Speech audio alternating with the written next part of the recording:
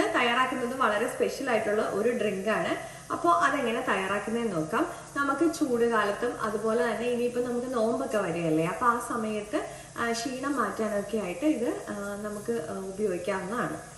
അതിനായിട്ട് ഞാനിവിടെ കുറച്ച് പുതിനയില എടുത്തിട്ടുണ്ട്, മിന്റിന്റെ ലീഫ്.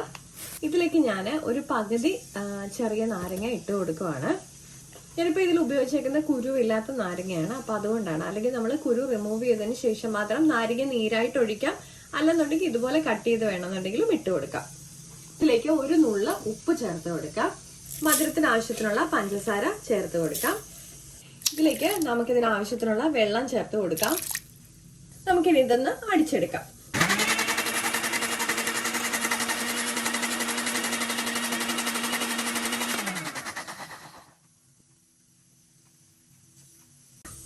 ഇപ്പൊ ഞാനിവിടെ നന്നായിട്ട് അടിച്ചെടുത്തിട്ടുണ്ട്. നമുക്കിത് സ്ട്രെയിൻ ചെയ്തെടുക്കാം.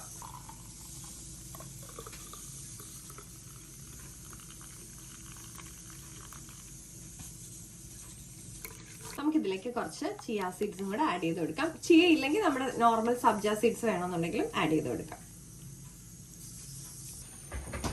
അപ്പൊ നമ്മുടെ സ്പെഷ്യൽ ആയിട്ടുള്ള ഡ്രിങ്ക് ഇവിടെ റെഡി ആയിട്ടുണ്ട്. അപ്പൊ എല്ലാവർക്കും ഇഷ്ടപ്പെട്ടിട്ടുണ്ടെന്ന് വിചാരിക്കുന്നു. എല്ലാവരും ട്രൈ ചെയ്ത് നോക്കണം. അപ്പോൾ മറ്റൊരു വീഡിയോ കാണും വരെ നന്ദി, നമസ്കാരം.